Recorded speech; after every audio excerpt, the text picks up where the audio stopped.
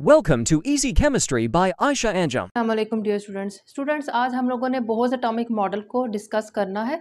Bohr's ने Rutherford atomic model में पाए जाने वाले जो डिफेक्ट्स थे उनको रिमूव करने के लिए क्या किया था, अपना एटॉमिक मॉडल पेश किया था।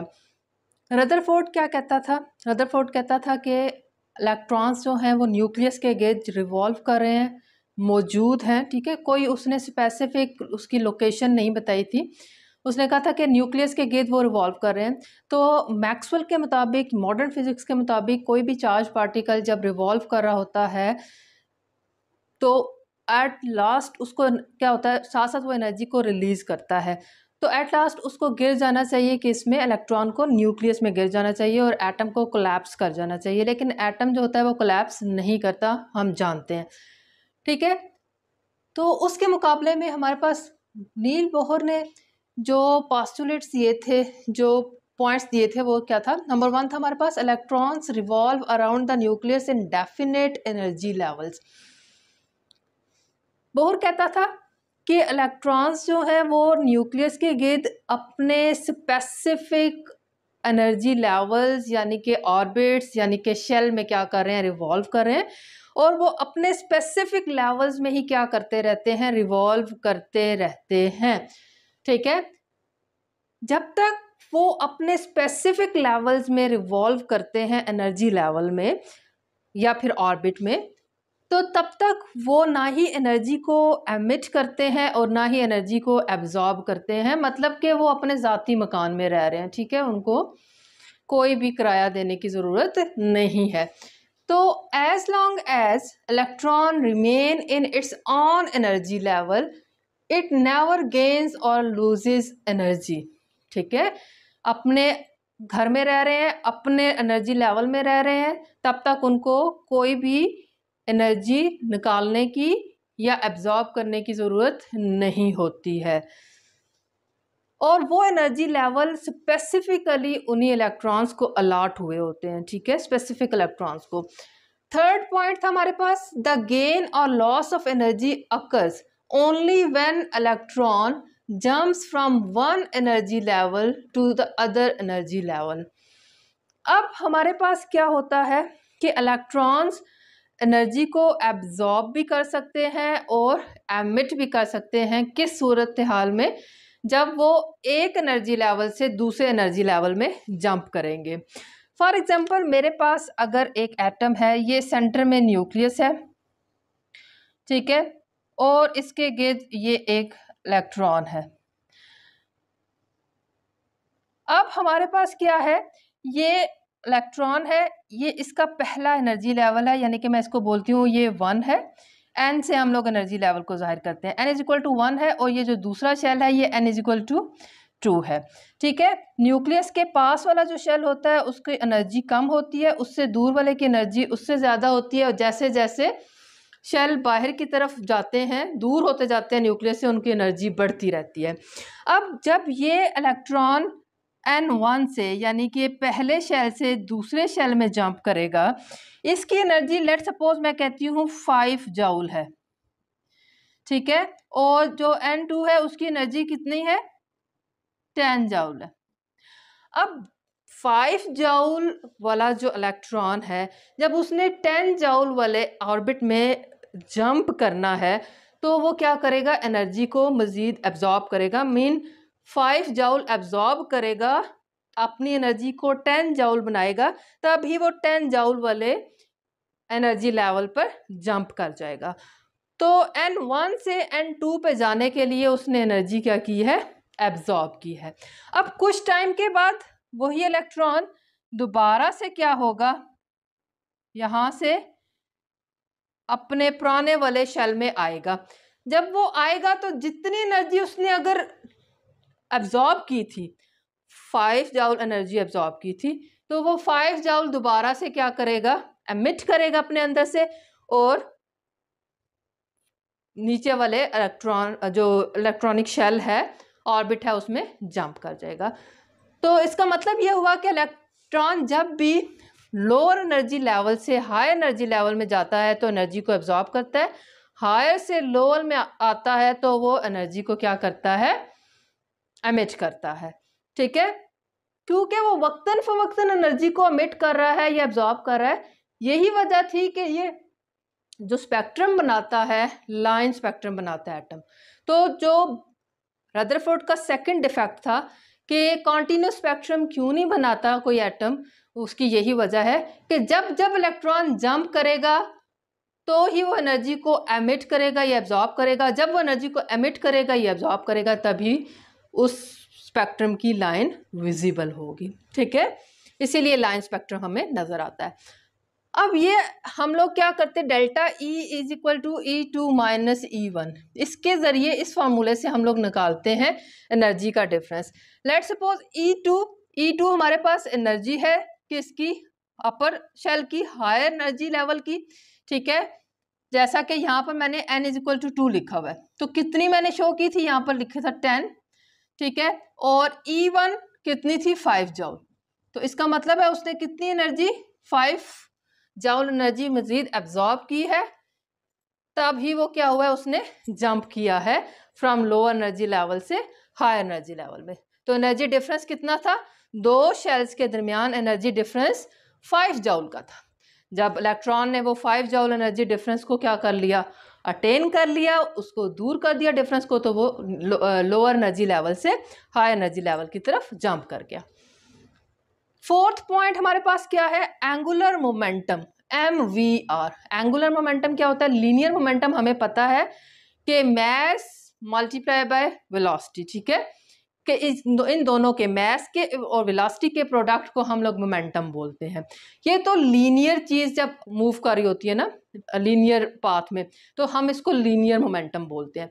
लेकिन अगर कोई भी चीज़ सर्कुलर पाथ में मूव कर रही हो, जैसे कि इलेक्ट्रॉन सर्कुलर पाथ में मूव कर रहा होता है, तो इसकी जो मोमेंटम होगा वो MVR एंगुलर मोमेंटम होगा, सर्कल में मूव करने की वजह से। तो एंगुलर मोमेंटम MV के साथ R जो होता है, यानी कि रेडियस, उस सर्कल का जो रेडियस है वो मल्टीप्लाई हो जाता है। Angular momentum of an electron is equal to NH over 2π।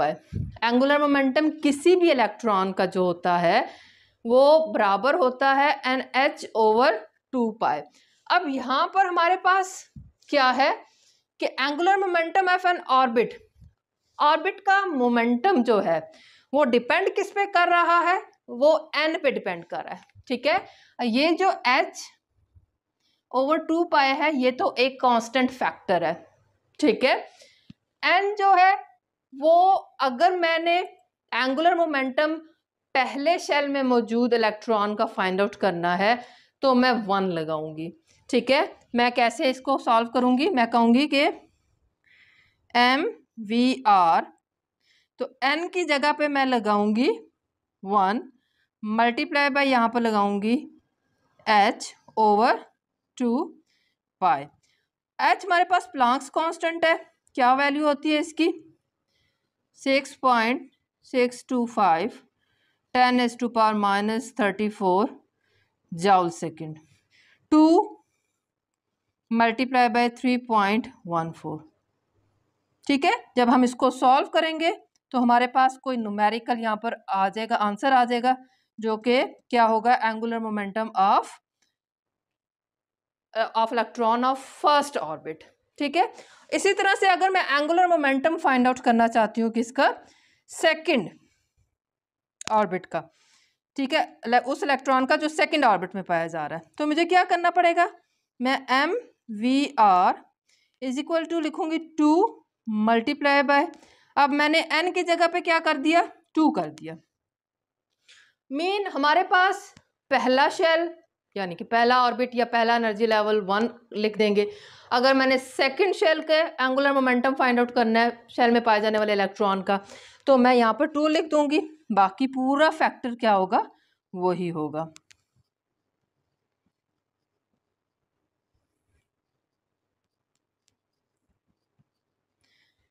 ठीक है, तो इस तरह से हमारे पास क्या आती जाती है, इनकी न्यूमेरिकल वैल्यूज निकल आती हैं। याद रखना है कि ये इंटीग्रल मल्टीपल है, मतलब ये हमेशा होल नंबर में, n जो होगा वो होल नंबर होगा, क्योंकि शेल पहला होता है, दूसरा होता है, तीसरा होता है। ठीक है, 1.5 1.4 या इस तरह से नहीं हो सकता। तो ये हमारे पास चार क्या थे, इसके मेजर पॉइंट्स थे बोहर्स एटॉमिक मॉडल के। इन्हीं पॉइंट्स को हम लोग इस्तेमाल करते हुए नेक्स्ट हम लोग हाइड्रोजन एटम के रेडियस की को फाइंड आउट करेंगे। Atomic radius of hydrogen atom, आज हम लोगों ने ये डेरिवेशन करनी है। हमारे पास बोहर्स के एटॉमिक मॉडल के मुताबिक हम लोगों ने क्या किया था कि एटॉमिक रेडियस ऑफ हाइड्रोजन जो एटम है उसको डिराइव किया था, ठीक है। जो ये डेरिवेशन आएगी ये हमारे पास हर उस एटम पे एप्लीकेबल होगा जिसके आउटर मोस्ट में 1 इलेक्ट्रॉन मौजूद होता है, यानी कि फर्स्ट ग्रुप के तमाम एलिमेंट्स पे ये डेरिवेशन एप्लीकेबल होगी, ठीक है। सबसे पहले हम लोग ये एटम देखते हैं, हाइड्रोजन एटम। हाइड्रोजन एटम में एक प्रोटॉन होता है, एक इलेक्ट्रॉन होता है।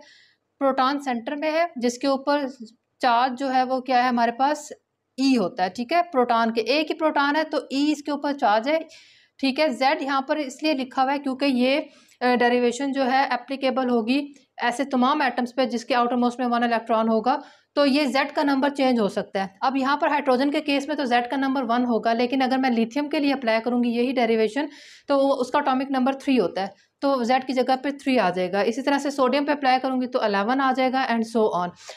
इलेक्ट्रॉन पे चार्ज जो है वो ई है। अब इलेक्ट्रॉन जो है वो न्यूक्लियस के गिर्द क्योंकि रिवॉल्व कर रहा है, तो हमेशा कोई भी ऑब्जेक्ट जो सर्कुलर पाथ में रिवॉल्व कर रही होती है उस पर at a time 2 forces apply हो रही होती हैं, ठीक है।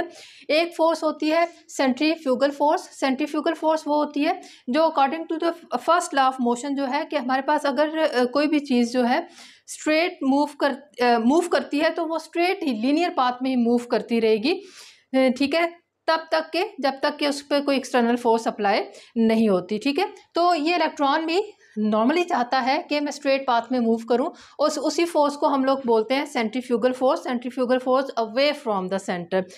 दूसरी फोर्स इस पे जो अप्लाई हो रही है वो है सेंट्रीपिटल फोर्स। सेंट्रीपिटल फोर्स वो होती है जो किसी ऑब्जेक्ट को सर्कुलर पाथ में मूव करवाती है, यानी कि फोर्स टूवर्ड द सेंटर। असल में ये इलेक्ट्रॉन जो है अगर नॉर्मली मूव करेगा तो ये स्ट्रेट मूव करेगा, ठीक है, लेकिन क्योंकि इलेक्ट्रॉन पे नेगेटिव चार्ज और प्रोटॉन यानी कि न्यूक्लियस पे पॉजिटिव चार्ज है, तो लिहाजा इलेक्ट्रॉन को प्रोटॉन अपनी जानिब खींचेगा तो ये बजाय स्ट्रेट मूव करने के लिए थोड़ा सा कर्व हो जाएगा, ठीक है।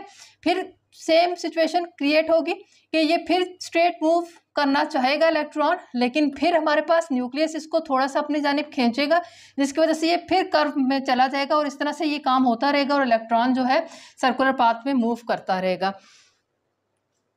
अब हमारे पास क्या है कि ये इसी डायग्राम को हम लोग माइंड में रखते हुए डेरिवेशन की तरफ जाएंगे। इलेक्ट्रॉन के ऊपर 2 फोर्सेस अप्लाई हो रही हैं। कौन सी? सेंट्रीपिटल फोर्स, जो कि यहाँ पर इलेक्ट्रोस्टैटिक फोर्स है, ठीक है।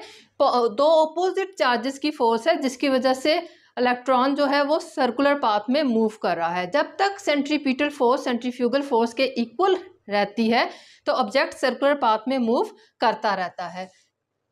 तो हमारे पास यहाँ पर सेंट्रीपिटल फोर्स जो है वो इलेक्ट्रोस्टैटिक फोर्स है, तो उसको FE से जाहिर करते हैं, और सेंट्रीफ्यूगल फोर्स को FC से हम लोगों ने जाहिर किया हुआ है। हम लोग कैसे स्टेटमेंट लिखेंगे? For circular motion of electron the centripetal force must equal to the centrifugal force.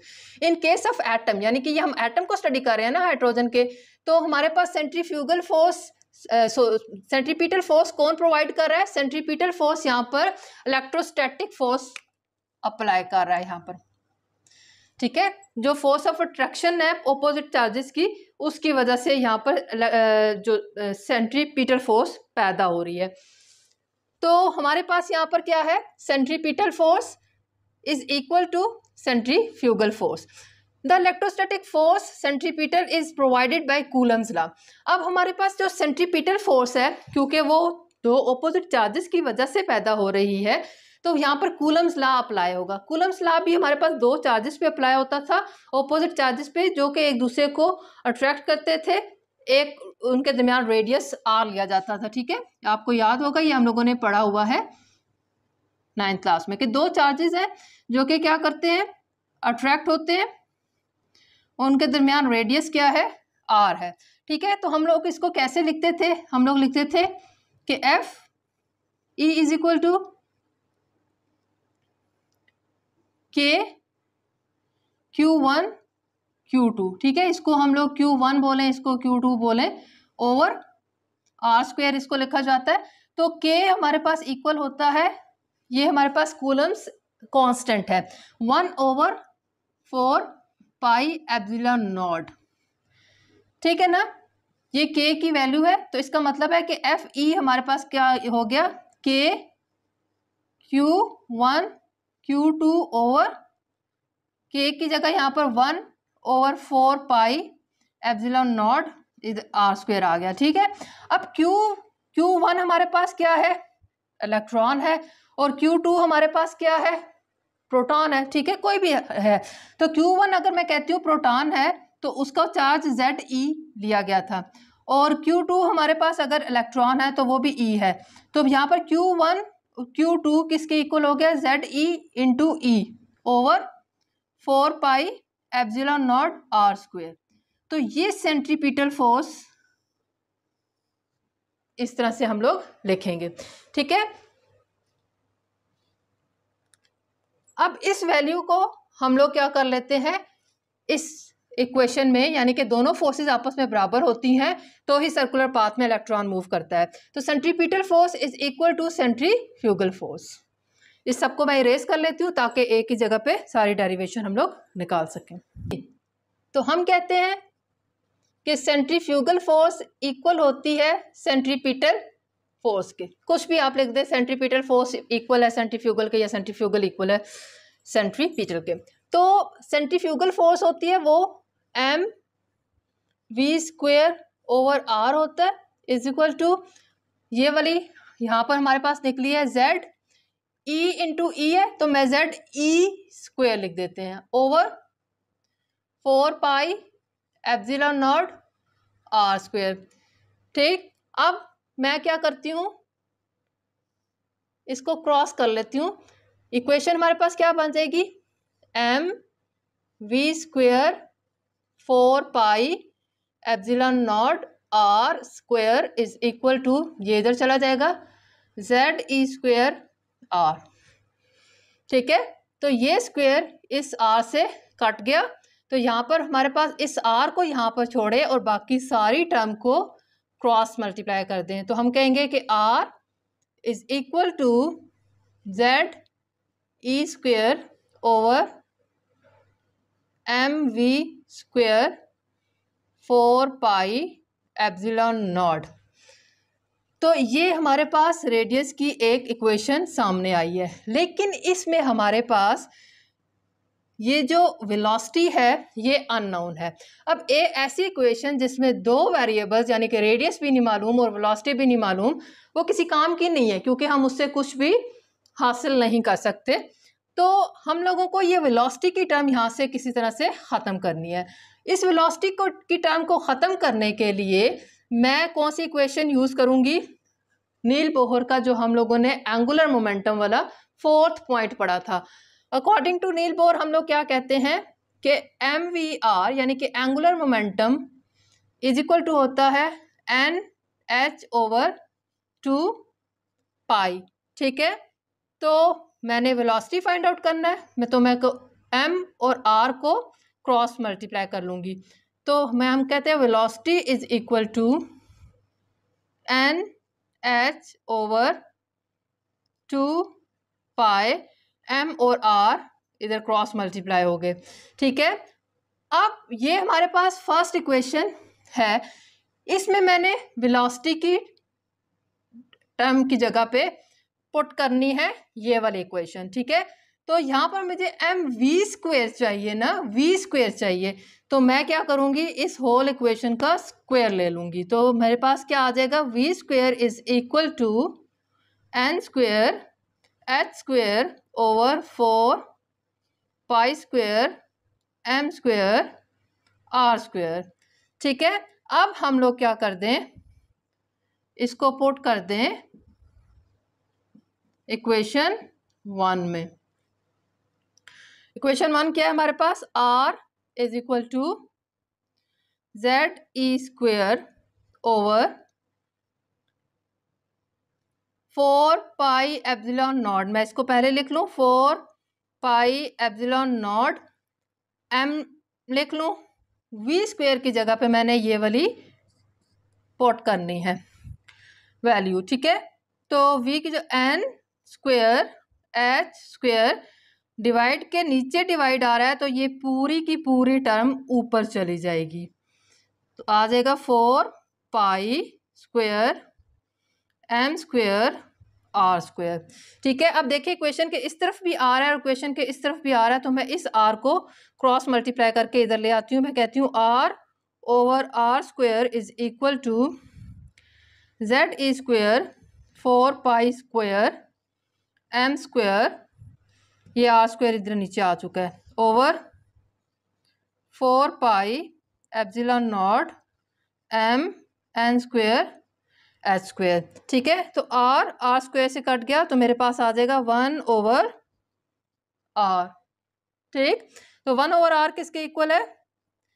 Z E square 4 pi square M square over 4 pi epsilon naught M N square H square, ठीक है। मैंने are की value radius निकालना है ना, तो are is equal to उलट जाएगी, क्या हो जाएगा 4 pi epsilon naught M N square H square over Z E square 4 pi square M square. अब इसमें जो जो टर्म कैंसिल होती है उसको कैंसिल कर लें, तो आर इज इक्वल टू क्या आ जाएगा हमारे पास? Epsilon naught N square H square over Z E square pi और एम, ये आ गया हमारे पास रेडियस की डेरिवेशन। अब हम लोग मूव करते हैं कि हम इसमें से किस तरह से वैल्यूज को पुट करके न्यूमेरिकल्स को सॉल्व कर सकते हैं।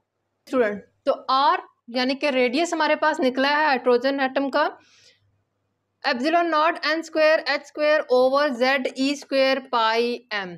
अब इसमें ज़रा देखें कि हमारे पास एन क्या होता है? हमारे पास शेल नंबर, ठीक है।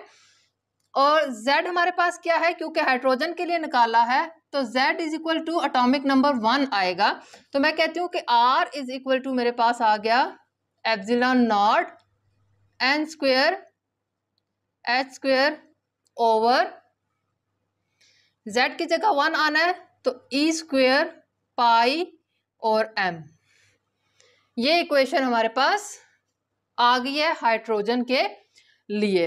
अब इसमें हमारे पास ये हमें क्या बता रही है? देखिए एप्सिलॉन कांस्टेंट वैल्यू होती है, एच प्लैंक्स कांस्टेंट है, ई जो है वो चार्ज है, ठीक है, इलेक्ट्रॉन और प्रोटॉन का जो कि सेम होता है, हमें वैल्यू मालूम होती है, पाई की वैल्यू मालूम होती है, मैस ऑफ इलेक्ट्रॉन हमें मालूम है। तो हमें सवाए ये जो एन का नंबर है, इसके अलावा बाकी ये सारा कुछ क्या है? कांस्टेंट है। मैं अगर लिख लेती हूँ इसको कि आर ए नॉट, ये मैंने एक कांस्टेंट लिख दिया और ये हमारे पास क्या आ गया है? वेरिएबल, ठीक है। अगर मैंने पहले शेल का रेडियस मालूम करना है तो मैं n is equal to 1 put करूंगी। अगर मैंने दूसरे शेल का रेडियस फाइंड आउट करना है तो n is equal to 2 put होगा, एंड सो ऑन। अब हम लोग यहाँ पर क्या करते हैं कि a किसके बराबर है? a नॉट इक्वल है हमारे पास epsilon naught H square over E square pi and M. जी स्टूडेंट, एप्सिलॉन नॉट की वैल्यू है 8.84 इंटू 10⁻⁻12।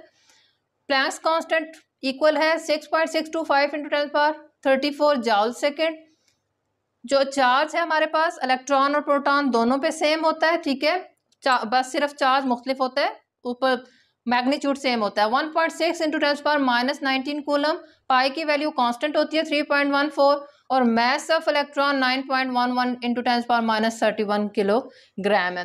तो ये सारी वैल्यूज़ को अगर हम लोग यहाँ पर पुट करते हैं, A naught is equal to epsilon naught 8.84 into 10⁻⁻12, Planck's constant हमारे पास 6.625 10⁻34 ओवर जो हमारे पास चार्ज होता है वो होता है 1.6 इंटू 10⁻⁻19 स्क्वायर, ठीक है। पाई होता है 3.14 और मैस होता है हमारे पास 9.11 इंटू 10⁻⁻31। तो इस सब को सॉल्व करेंगे तो हमारे पास आंसर आता है 5.29 इंटू 10⁻⁻11, ठीक है।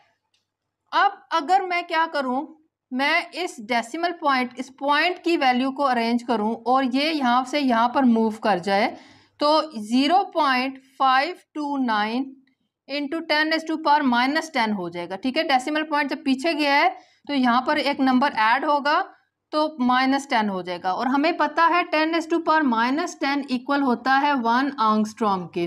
तो इसका मतलब है कि ये वैल्यू क्या बन गई है 0.529 एंगस्ट्रॉम।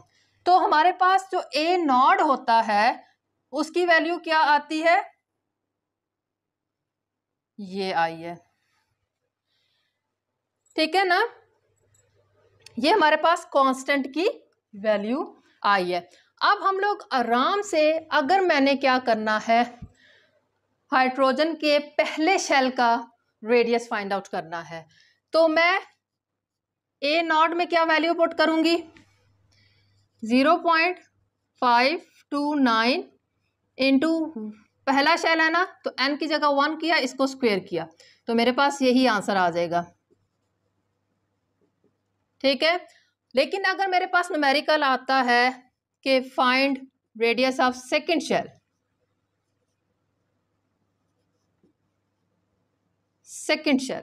ठीक है, तो मुझे सिंपल क्या करना है, और अब सेकंड शेल का फाइंड आउट करना है ना, तो ए नॉट एन स्क्वायर यही है मेरे पास। इसमें मैं कांस्टेंट की वैल्यू वही डालूंगी, एन मेरे पास सेकंड है तो 2 पावर 2, ठीक है। तो आंसर इसका क्या आ जाएगा 2.11 एंगस्ट्रॉम। तो स्टूडेंट, हमारे पास एट द एंड क्या बात हम लोगों को पता चली कि जो रेडियस होता है उसका डायरेक्ट लिंक होता है शेल के नंबर के साथ। शेल का नंबर के स्क्वायर के बराबर होता है रेडियस, ठीक है। मतलब हमारे पास अगर शेल का नंबर बढ़ता जाएगा तो रेडियस भी क्या होता जा रहा है, ज़्यादा होता जा रहा है, ठीक है। जितना दूर होगा शेल उसका रेडियस उतना ज़्यादा होगा। ये एट द एंड हमारे पास कंक्लूड हो रहा है। If this video is helpful for you, बिस्मिल्लाहिर्रहमानिर्रहीम। अस्सलाम वालेकुम डियर स्टूडेंट्स, आज हम लोगों ने करना है derivation of energy of an orbit और एन इलेक्ट्रॉन। एनर्जी जो होती है वो असल में इलेक्ट्रॉन की होती है, ऑर्बिट वो प्लेस होती है जहाँ पर इलेक्ट्रॉन जो होता है वो मौजूद होता है, ज़्यादा से ज़्यादा प्रोबेबिलिटी होती है इलेक्ट्रॉन के पाए जाने की। इसलिए हम लोग कहते हैं कि एनर्जी बेसिकली आप ये भी ऑर्बिट की एनर्जी भी कह सकते हैं और इलेक्ट्रॉन की एनर्जी भी कह सकते हैं, ठीक है, एक ही चीज़ है हमारे पास। तो डेरिवेशन आज हम लोगों ने करनी है। हमारे पास टोटल एनर्जी जो किसी भी चीज़ की होती है, ठीक है, वो होती है पोटेंशियल और काइनेटिक एनर्जी का sum. Kinetic energy plus potential energy, जब ये दो एनर्जीज मिलती हैं तो किसी भी एक चीज़ की एनर्जी जो होती है वो टोटल एनर्जी निकल आती है, ठीक है। काइनेटिक एनर्जी हमें पता है कि काइनेटिक एनर्जी की इक्वेशन क्या है, 12 mv²। और पोटेंशियल एनर्जी पोटेंशियल एनर्जी असल में इलेक्ट्रोस्टैटिक फोर्स की वजह से होती है, ठीक है। जब कोई चीज़ जो होती है वो अपने एक पोजीशन पे रुक गई होती है, रुकी होने की वजह से और अपनी पोजीशन की वजह से जो एनर्जी होती है उसको हम लोग बोलते हैं पोटेंशियल एनर्जी। तो इलेक्ट्रॉन जब खींच रहा होता है न्यूक्लियस की तरफ, उस टाइम पे उस पर जितनी एनर्जी जो होती है वो लग रही होती है, वो पोटेंशियल एनर्जी है। और इलेक्ट्रॉन का न्यूक्लियस की तरफ जो अट्रैक्शन होता है वो इलेक्ट्रोस्टैटिक फोर्स ऑफ अट्रैक्शन होती है। तो हमारे पास जो पोटेंशियल एनर्जी निकलती है वो होती है Z E square over 4 pi epsilon naught R. ये जो पोटेंशियल एनर्जी होती है ये माइनस साइन के साथ होती है। माइनस साइन के साथ इसलिए होती है क्योंकि फोर्स ऑफ अट्रैक्शन लग रही है, ठीक है। हमारे पास किसी भी जो इलेक्ट्रॉन की potential energy, maximum potential energy तब होती है जब वो न्यूक्लियस के अट्रैक्शन से बाहर चला गया होता है, और वो होती है ज़ीरो। वो होती है ज़ीरो जब उस पर कोई अट्रैक्शन की फोर्स नहीं लग रही होती, ज़ीरो। जब वो न्यूक्लियस के फील्ड में आता है कोई भी इलेक्ट्रॉन, तो लाजमी बात है अब ज़ीरो से कम एनर्जी होगी, और ज़ीरो से कम जो भी एनर्जी होगी, ज़ीरो से कम फिगर जो होता है वो माइनस साइन के साथ होता है। इसीलिए इसके साथ माइनस साइन जो होता है वो अपेयर हो रहा होता है, ठीक है। तो Z square over 4 pi epsilon naught R, ये याद रखें यहाँ पर आर का स्क्वायर नहीं है, जैसा कि प्रीवियसली हम लोगों ने Z square over 4 pi epsilon naught R square पढ़ा था इलेक्ट्रोस्टैटिक फोर्स के दौरान, वो नहीं है, ठीक है। असल में वो आर जो होता है वो कट जाता है। हम लोगों ने जब इलेक्ट्रोस्टैटिक फोर्स जब पढ़ी थी ना, तो हम लोग उसकी वैल्यू लिखते थे Z E square over 4 pi epsilon naught R square, ठीक है। अब ये हमारे पास फोर्स ऑफ अट्रैक्शन है, ठीक है। और इलेक्ट्रॉन को स्टूडेंट्स हम लोगों ने लाना है इन्फिनिटी से न्यूक्लियस की एनर्जी के अंदर, ठीक है, न्यूक्लियस के फील्ड के अंदर, तभी हम उसकी एनर्जी फाइंड आउट करेंगे ना कि कितनी उस पर अट्रैक्शन लग रही है। तो यहाँ पर वो रेडियस आ रहा होता है, वो रेडियस असल में इससे आर से कट जाता है, तो हमारे पास पोटेंशियल एनर्जी टोटल ये रह जाती है, ठीक है। तो डायरेक्टली आपने ये याद कर लेना है कि Z E square over 4 pi epsilon naught R potential energy की जगह पे आप पुट करेंगे। अब हम लोग आगे मूव करते हैं। तो ये इक्वेशन कैसे बन जाएगी, 1/2 mv square minus Z E square over 4 pi epsilon naught are.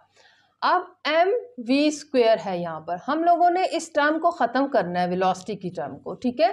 तो वेलोसिटी के टर्म को ख़त्म करने के लिए जिस तरह से हमने रेडियस की इक्वेशन में वो बोहर्स का फॉर्मूला लगाया था, यहाँ पर भी हमारे पास क्या होगा उसी तरह से करेंगे, वहीं से एम वी स्क्वेयर की वैल्यू पुट करेंगे, ठीक है। हम लोगों ने क्या किया था, M V square over R, जब हमारे पास क्या थी फोर्स ऑफ जो सेंट्रीपिटल फोर्स थी वो इक्वल होती थी किसके, सेंट्रीफ्यूगल फोर्स के, Z E square over 4 pi epsilon naught R square, ठीक है। जब हमारे पास सेंट्रीफ्यूगल फोर्स इज इक्वल किसके, सेंट्रीपिटल फोर्स, तो उस टाइम पे हम लोग इस आर को इस आर से स्क्वायर से कैंसिल कर देते थे, तो हमारे पास M V square is equal to आ जाता था Z E square over 4 pi epsilon naught R. यही वैल्यू ये देखिए मैंने यहाँ पर लिखी हुई है, इसको हमने एम वी स्क्वायर की जगह पे पुट करना है। क्या लिखेंगे, 1/2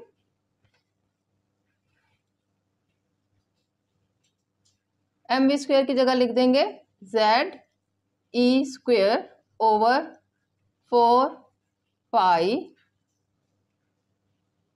epsilon naught R. Value put कर दी हमने एम वी स्क्वायर की जी। अब क्या करेंगे, 1/2 को अंदर मल्टीप्लाई कर दें तो हमारे पास क्या आ जाएगा, Z E square over 8 4 2s are 8 pi epsilon naught R minus Z E square over 4 pi epsilon naught R. इसमें से कॉमन हम लोग निकाल लेंगे। कॉमन क्या चीज़ है, ये हमारे पास जेड ई स्क्वेयर ये कॉमन है, और पाई एप्सिलॉन नॉट आर, ठीक है। एक तो ये हमारे पास क्या आ गया, कॉमन आ गया,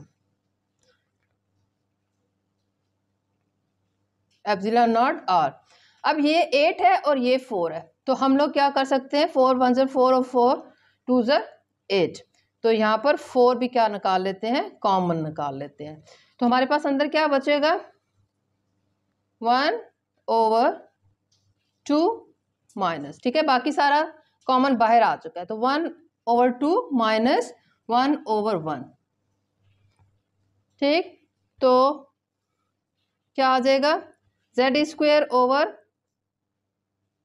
4 पाई एप्सिलॉन नॉट आर, इसका ले लें एलसीएम, एलसीएम इसका आएगा 2, ठीक है। तो 2 1 ज़र 2 1 माइनस 2, ठीक है, 1 2 ज़र 2 2 1 ज़र 2, तो ये एलसीएम लिया तो क्या आ जाएगा हमारे पास, Z E square over 4 pi epsilon naught R plus minus -1/2 ये टर्म रहेगी, ठीक है।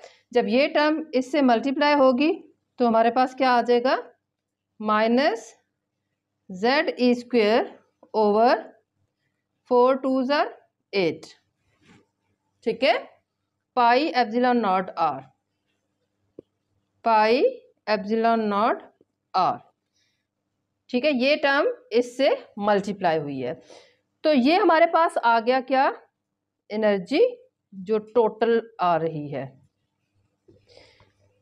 अब देखें यहाँ पर इस इक्वेशन में आर मौजूद है, ठीक है।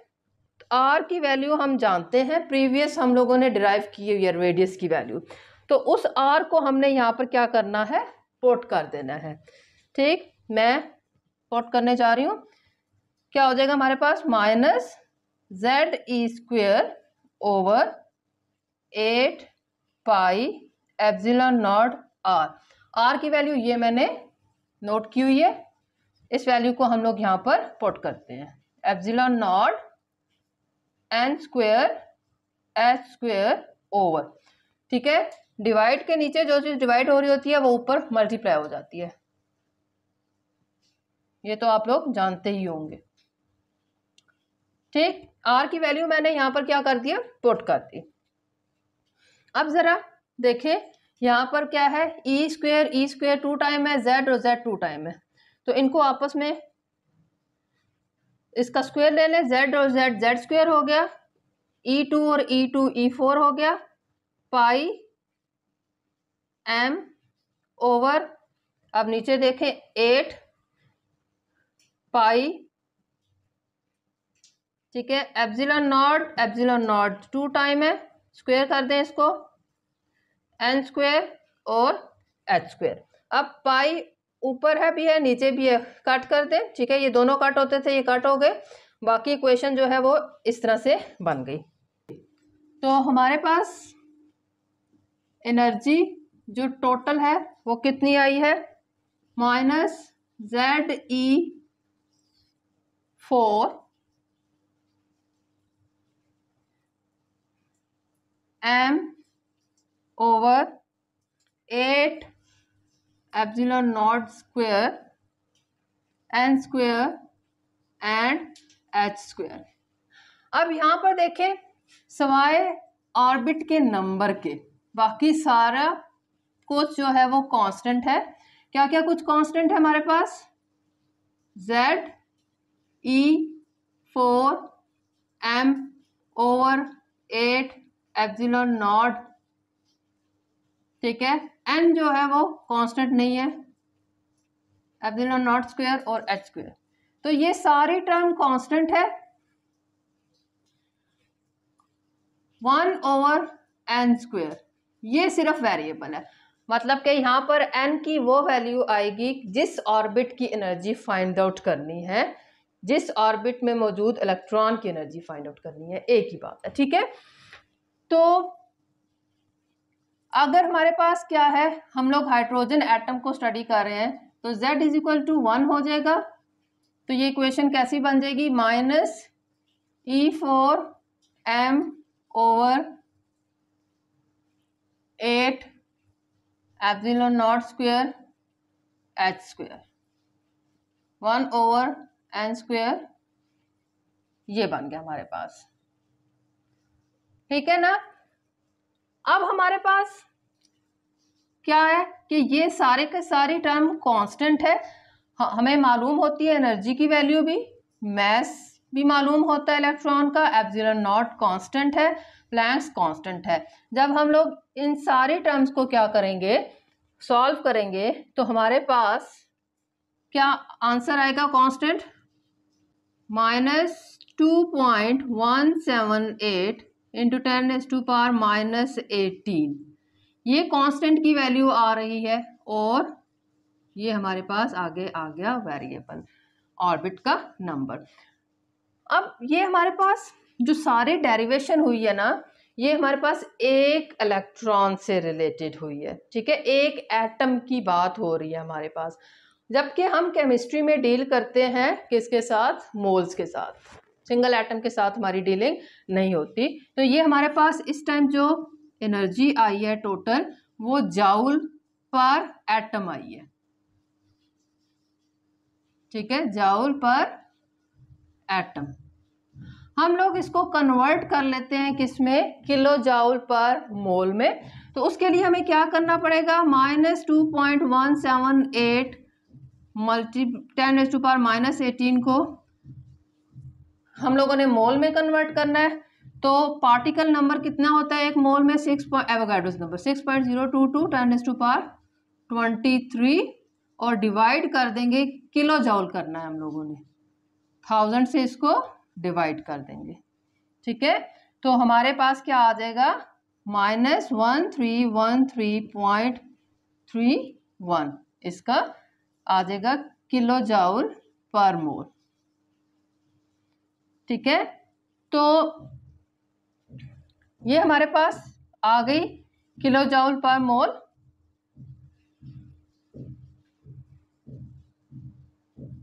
ठीक है ना, ये अब आ गया है किलो जाउल पर मोल। ये मल्टीप्लाई हो रहा है 1/n स्क्वायर के साथ। अब यहां पर ये हमारे पास आ गई है इक्वेशन किसकी, ऑर्बिट की एनर्जी की या इलेक्ट्रॉन की एनर्जी की। हम लोग अब क्या करेंगे, यहाँ पर जिस ऑर्बिट के इलेक्ट्रॉन की एनर्जी को फाइंड आउट करना है, अकॉर्डिंगली इस इक्वेशन में पुट करते जाएंगे और आंसर्स को निकालते चले जाएंगे। ठीक है, चलिए हम मूव करते हैं इसकी जानिब।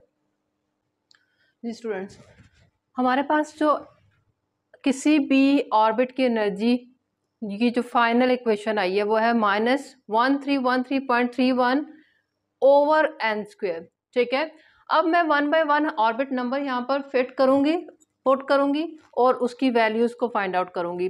फर्स्ट ऑर्बिट की जो एनर्जी होती है, मैंने n की जगह पे 1 का स्क्वायर पुट किया, तो मेरे पास आंसर आ रहा है -1313.31 किलो जाउल पर मोल। ठीक है, E2 मैंने क्या कर दिया, n की जगह पे 2 सेकेंड ऑर्बिट। ठीक है, 2 पुट किया, उसका स्क्वायर लिया, मेरे पास ये आंसर आ गया -328.32 किलो जॉल पर मोल। E3 मेरे पास क्या आंसर आ गया, -145.92 4, तो मेरे पास ये आंसर आ गया। इसी तरह से फिफ्थ ऑर्बिट के लिए तो मेरे पास ये आंसर आया -52.53। और अगर मैं इन्फिनिटी मीन इलेक्ट्रॉन जो है कहाँ पर है हमारे पास, इन्फिनिटी पे मौजूद है, मतलब न्यूक्लियस की पावर में से निकल गया है, तो तब हमारे पास उसकी एनर्जी क्या हो जाएगी, 0 किलो जॉल पर मोल। अब इन्फिनिटी शो कर रही है कि जो इलेक्ट्रॉन न्यूक्लियस की पावर में से निकल जाता है उसकी एनर्जी मैक्सिमम हो जाती है, 0 सब पे बड़ा आदत है, बाकी सबके साथ माइनस है। ठीक है, और माइनस वाले जो होते हैं वो 0 से छोटे होते हैं। तो ऐसा क्या कैसे है, वजह यह है कि हमारे पास कोई इलेक्ट्रॉन जितना न्यूक्लियस के करीब होता है वो उतना स्टेबल होता है, ठीक है, क्योंकि उस पर फोर्स ऑफ अट्रैक्शन बहुत ज़्यादा लग रही होती है। तो जितना स्टेबल होता है कोई भी चीज़, जितनी स्टेबल होती है उसका मतलब है उसकी एनर्जी उतनी कम है। तो देखिए -1313 इंतहाई कम एनर्जी है। न्यूक्लियस से थोड़ा सा दूर गया एनर्जी ज़्यादा हो गई, और दूर गया एनर्जी और ज़्यादा हो गई, और दूर गया न्यूक्लियस से एनर्जी और ज़्यादा हो गई, और दूर गया एनर्जी ज़्यादा हो रही है। और हमें पता है कि न्यूक्लियस के करीब पाए जाने वाले शेल की एनर्जी बहुत कम होती है, और न्यूक्लियस से दूर जितना जाते जाएं एनर्जी उसकी क्या होती जाती है, ज़्यादा होती चली जाती है। और बिल्कुल जब कोई इलेक्ट्रॉन न्यूक्लियस की पावर में से निकल जाता है तो उसकी एनर्जी 0 किलो जूल पर मोल होती है, ठीक है। तो ये था हमारे पास derivation of energy of an orbit और इलेक्ट्रॉन। स्टूडेंट्स, आज हम लोगों ने डेरिवेशन करनी है difference of energy between two orbits. दो ऑर्बिट्स हैं, ठीक है, उनके दरमियान एनर्जी डिफरेंस को हम लोगों ने फाइंड आउट करना होता है।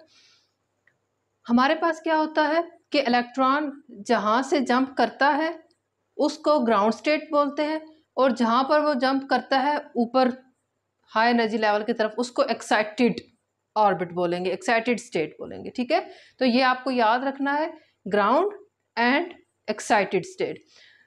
सबसे पहले तो हम लोग कहते हैं कि जो प्रीवियस हम लोगों ने एनर्जी की डेरिवेशन निकाली थी वो क्या निकली थी कि energy is equal to mz² E4/8 epsilon naught square n² h², ठीक। अब हम लोग जो बोहर्स की एनर्जी डिफरेंस का फार्मूला था कि delta E is equal to हमारे पास होता है E2 माइनस E1। E2 हमारे पास क्या है कि एटम है, ये हमारे पास पहला शेल है, इसकी एनर्जी E1 है। ये हमारे पास सेकंड शेल है तो इसकी एनर्जी E2 है। इलेक्ट्रॉन ने यहाँ से यानी कि ग्राउंड स्टेट से एक्साइटेड स्टेट में क्या करना है, जंप करना है। E1 से E2 में जंप करना है, उसको कितनी एनर्जी रिक्वायर्ड होगी, ठीक है, जंप करने के लिए, यानी कि कितनी एनर्जी एब्जॉर्ब करेगा, इन दोनों का एनर्जी डिफरेंस निकालेंगे। तो हम लोग बाहर वाली शेल की जो एनर्जी होती है वो हायर होती है, जो न्यूक्लियस के करीब होता है उसकी एनर्जी लोअर होती है, इसलिए हमने E2 माइनस E1 किया है, ज़्यादा में से कम को निकाला है। तो हमारे पास एनर्जी की क्या इक्वेशन थी, mz² E4/8 epsilon naught square n² h², ठीक है। तो n², अब हमारे पास ये नंबर ऑफ शेल है ना n, तो यहाँ हमने हायर स्टेट 2 लिखना है, तो इसलिए मैं n2 लिख दूंगी, यानी कि एक्साइटेड स्टेट वाला ऑर्बिट का नंबर E2 माइनस, अब हम लोग क्या करते हैं यहाँ पर लिखते हैं E1 में mz² E4/8 epsilon naught square n² h²। अब ये हमारे पास ग्राउंड स्टेट की एनर्जी है E1, तो मैं यहाँ पर n1 लिख दूंगी, ठीक। अब इस इक्वेशन में देखें कि हमारे पास जो एनर्जी की वैल्यू होती थी वो माइनस में होती थी, ठीक है ना, तो ये माइनस है, इसमें से माइनस कर रहे हैं हम लोग, तो दूसरे ऑर्बिट की जो एनर्जी है वो भी माइनस में है, ठीक है ना। यहाँ पर मैं माइनस लिखना भूल गई थी, sorry.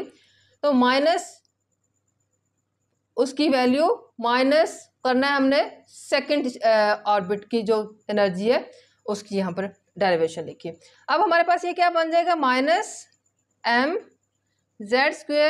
E4/8 epsilon naught square n2 का स्क्वायर h², माइनस माइनस यहाँ पर ये प्लस हो जाएगा, तो हमारे पास mz² E4/8 epsilon naught square n1² h²।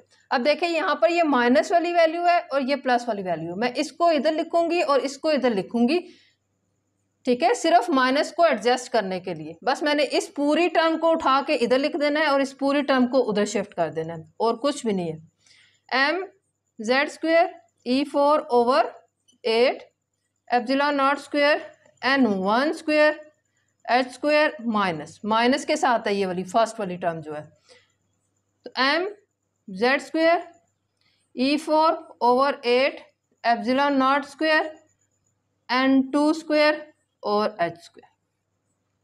अब इसमें से जो चीज़ कॉमन है उसको निकाल ले। कॉमन क्या कुछ है हमारे पास, M Z square E4/8 epsilon naught square और H स्क्वेयर। अंदर रह गया हमारे पास 1/N1 square minus 1/N2 square, यानी कि ये हमारे पास ग्राउंड स्टेट और ये एक्साइटेड स्टेट। ठीक है, तो ये हमारे पास इस तरह से बन गई। अगर हमारे पास क्या हो, Z इज इक्वल टू 1 हो, क्योंकि हम हाइड्रोजन से डील कर रहे हैं, तो हमारे पास जो कांस्टेंट है वो क्या बन जाएगा, M E4/8 epsilon naught square H square. ये किस चीज़ के इक्वल आ रहा था, इसकी वैल्यू निकल रही थी हमारे पास 2.18 इंटू 10⁻⁻18। ठीक है ना।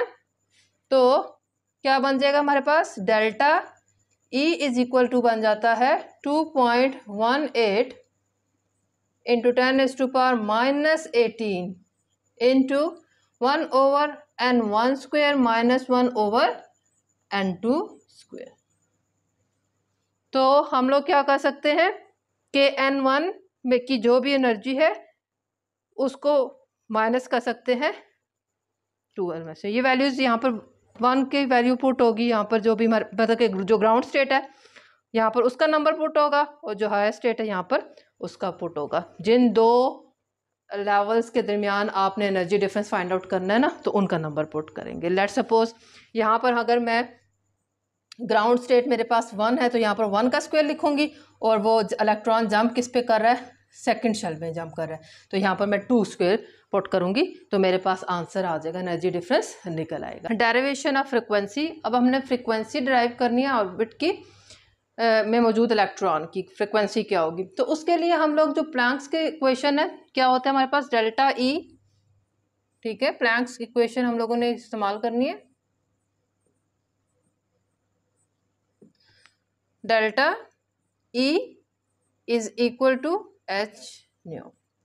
हम लोगों ने फ्रिक्वेंसी फाइंड आउट करना है। ठीक है, delta E difference of energy है, H हमारे पास प्लैंक्स कांस्टेंट है और न्यू हमारे पास फ्रिक्वेंसी है। तो हम लोग क्या कह सकते हैं, अब हमारे पास पीछे अभी जो वैल्यू निकली है डेल्टा E की, वो क्या निकली थी, delta E is equal to Z square ME4/8 epsilon naught square H square 1/N1 square minus 1/N2 square. ठीक है, तो हम लोग जब Z को इक्वल करते थे किसके, 1 के, तो हमारे पास क्या हो जाता था, जो कांस्टेंट था वो बन जाता था ME4/8 epsilon naught square H square. ठीक है, Z क्योंकि 1 के इक्वल किया तो Z यहाँ से ख़त्म हो गया, और इसकी वैल्यू आती थी 2.18 इंटू 10⁻⁻18। ठीक है ना, ये वैल्यू आती थी। तो हम लोग कहते थे कि डेल्टा E, इस वैल्यू को हमने इस जगह पे क्या कर दिया, पुट कर दिया। Delta E is equal to है 2.18 into 10⁻⁻18 1/N1 square minus 1/N2 square.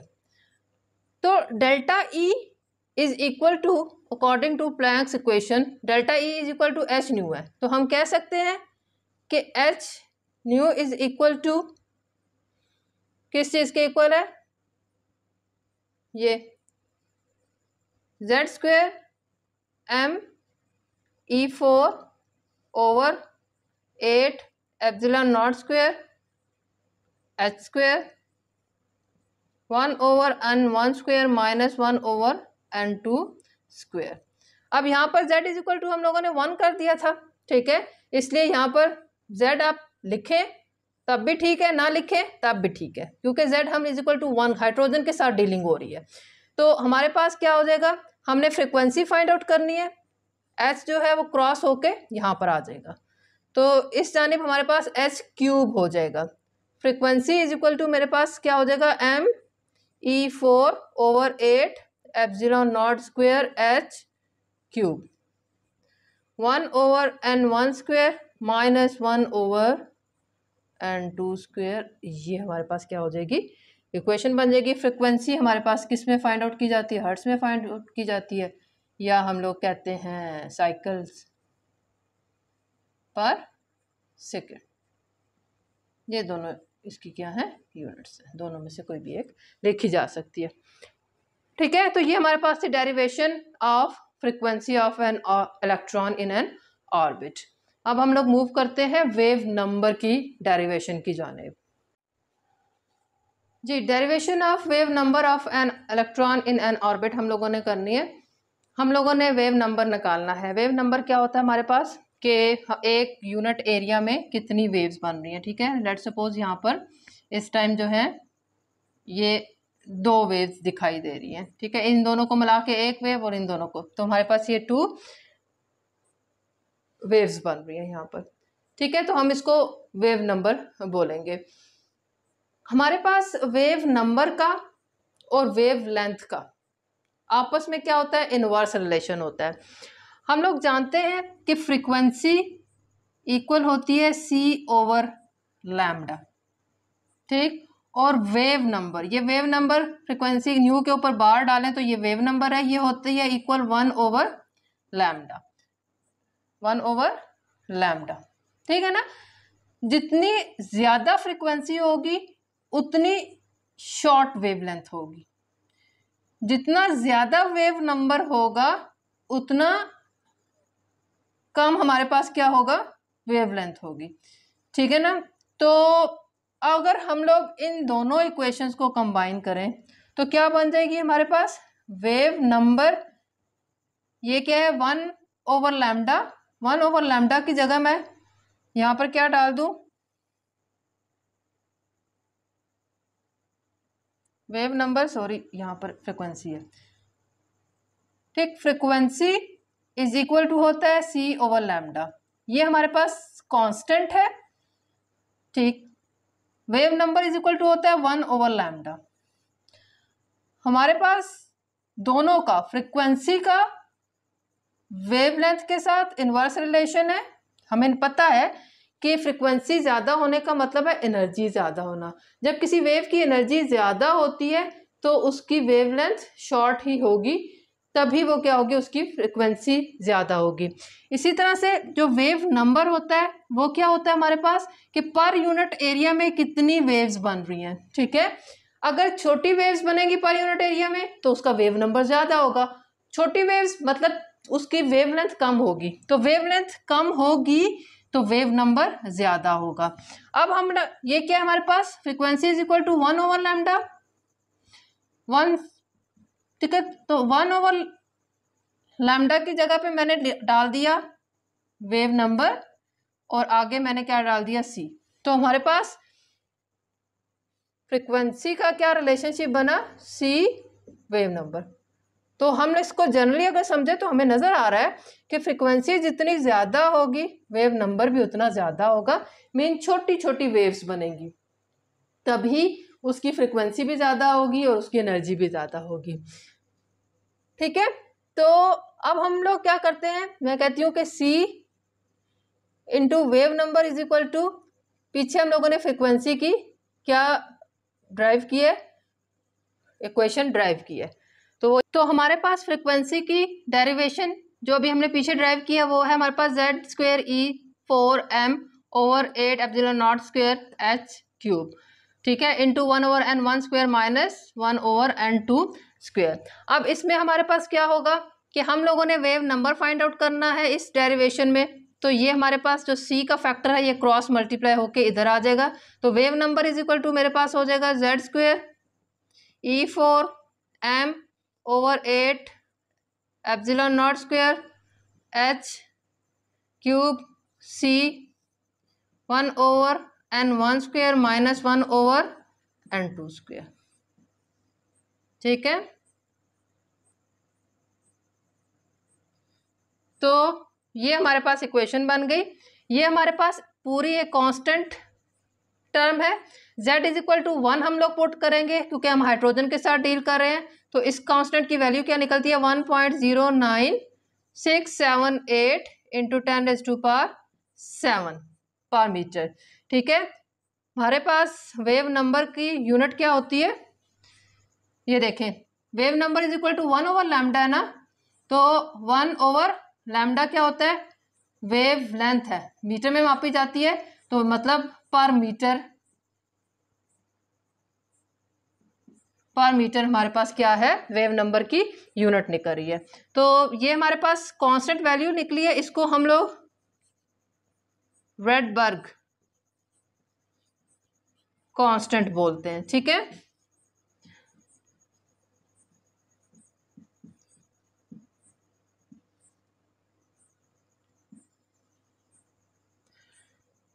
तो ये रेडबर्ग कांस्टेंट की वैल्यू निकल आई है और ये आगे वही चीज हमारे पास नीचे उतर गई है। तो फाइनल हमारे पास वेव नंबर की क्या आया, Rydberg constant into 1/n1² minus 1/n2²। ये हमारे पास इसकी फाइनल डेरिवेशन आई है। ठीक, If this video is helpful for you, then like the video and subscribe my channel.